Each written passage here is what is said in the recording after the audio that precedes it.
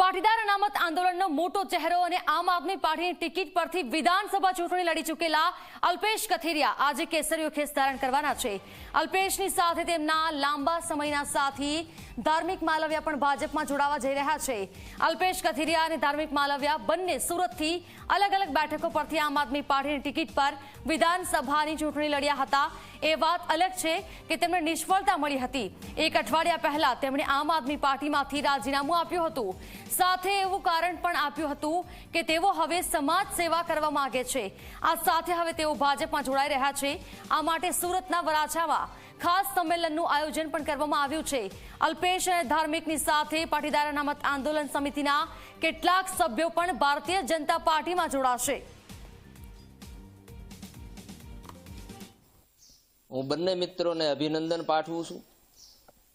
તેમજ એક સૂત્રને જે સાર્થક કર્યું છે કે જાગ્યા ત્યારથી સવાર,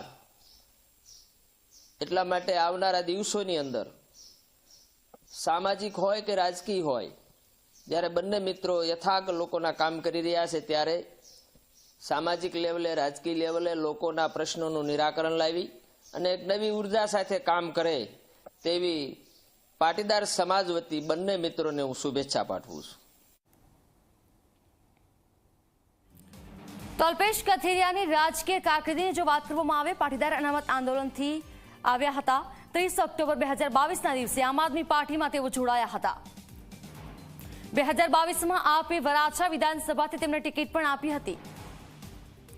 અલ્પેશ કથિરિયાની આપણે વાત કરી રહ્યા છીએ। સુરતના વરાછાથી કુમાર કાનાણી સામે તેઓ હાર્યા હતા। 18 એપ્રિલ 2024ના દિવસે કથિરિયાએ આપ છોડ્યું, આપમાંથી રાજીનામું આપી દીધું।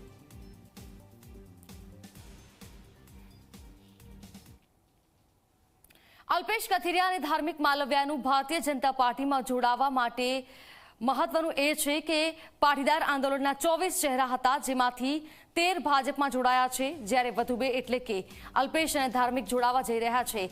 પાસ અને એસપીજી સાથે જોડાયેલા મોટા ચહેરાઓ કોઈને કોઈ રાજકીય પાર્ટીમાં જોડાઈ ગયા છે અને આમાંથી માત્ર હાર્દિક પટેલ અને કિરીટ પટેલ હાલ ધારાસભ્ય છે। લલિત વસોયા અને લલિત કગથરા એકવાર ધારાસભ્ય રહી ચૂક્યા છે, જ્યારે વર્ષ 2022માં તેમને ટિકિટ તો મળી હતી પણ તેઓની હાર થઈ હતી।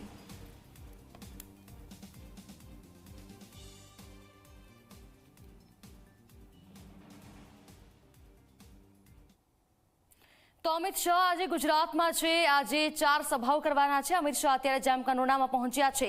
આ સીધા દ્રશ્યો મેં આપને બતાવી રહ્યા